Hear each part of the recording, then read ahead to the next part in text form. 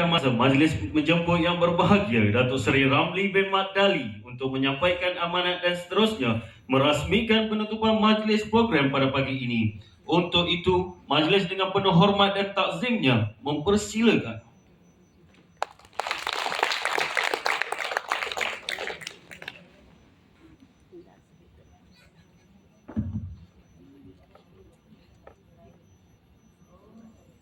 Assalamualaikum warahmatullahi taala wabarakatuh. Salam Malaysia Madani. Salam diambang kemerdekaan yang tak lama lagi kita akan menyambut hari kemerdekaan Malaysia. Sebelum kemerdekaan Indonesia pada 17 Ogos nanti.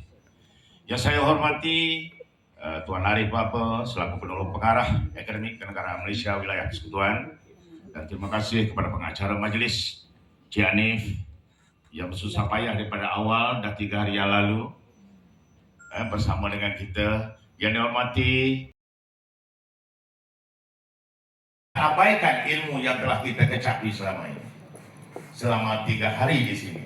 Saya harap apabila balik nanti ke tempat masing-masing, gunalah keilmuan yang ada itu digunakan untuk menjadikan pedoman kita untuk kita menjalankan tugas sebagai pasukan sukarela yang beruniform, yang begitu bergiat cergas dengan cogan kata cerdas berbakti, pertubuhan skop.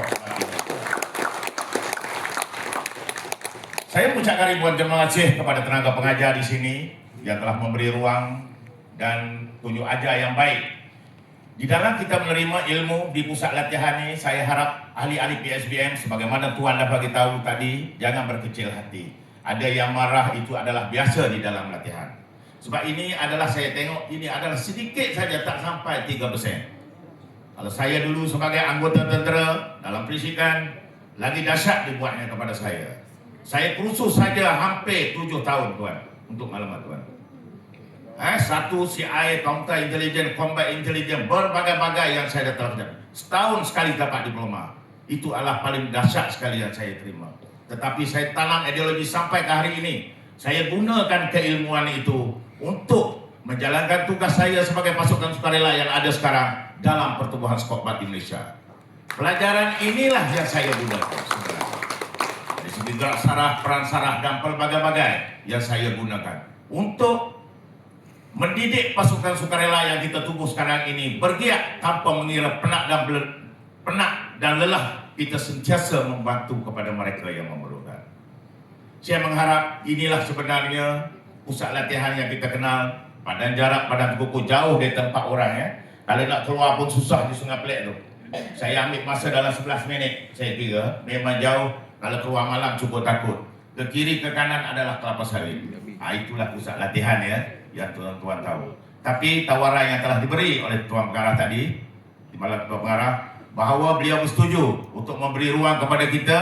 Kita akan laksanakan nanti di Kundasan, di atas gunung yang indah.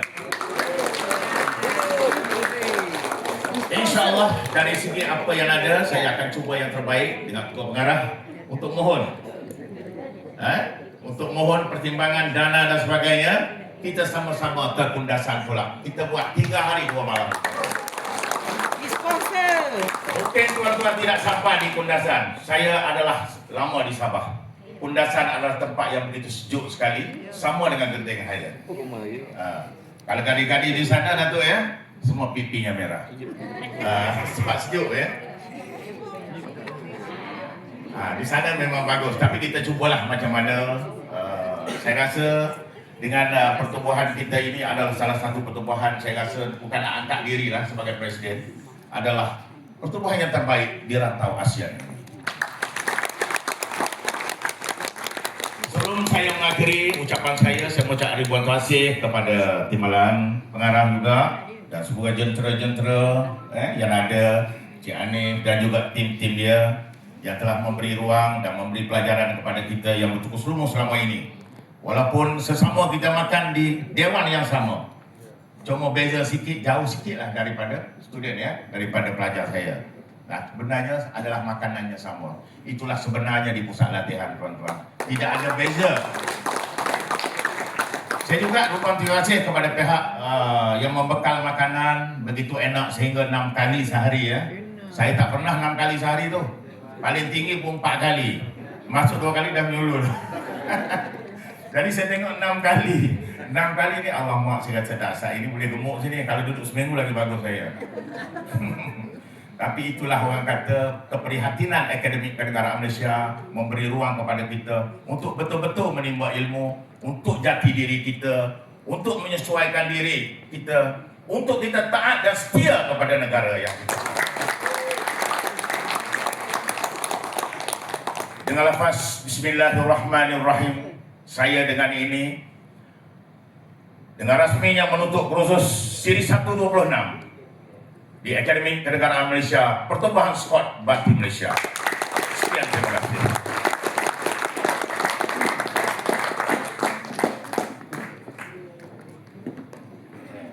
Terima kasih diucapkan kepada yang berbahagia Datuk Seri. Diminta yang berbahagia Datuk Seri untuk tampil ke hadapan di pentas utama dan diiringi oleh Yang Berusaha Penolong Pengarah Akademi Kenegaraan Malaysia Wilayah Persekutuan bagi upacara khas penganugerahan kepada jurulatih dan ahli-ahli pertubuhan. Dijemput wakil jurulatih untuk berada di atas pentas. Kalau saya tanya pasal perlembagaan, semua saya pun tak jawab ni. Kan? Semua dah power tadi. Siap menari, menyanyi lagu Malaysia Madani semalam. Pagi tadi pun menyanyi. So, ilmu di tadi ni dah lengkap. So, jadi duta kami, duta Madani ni untuk memberitahu kepada orang-orang lain yang tak tahu lagi tentang kenegaraan ni. Kenapa pentingnya sejarah kenegaraan ni pada hidup kita, pada anak-anak kita, untuk meneruskan legasi kita pada masa hadapan. Supaya saya andaikan kita keluar negara sikit, situasi perang sekarang ni antara Iran dan US serta Israel. Kenapa? Tuan-tuan dan puan-puan terfikir tak? Kenapa semasa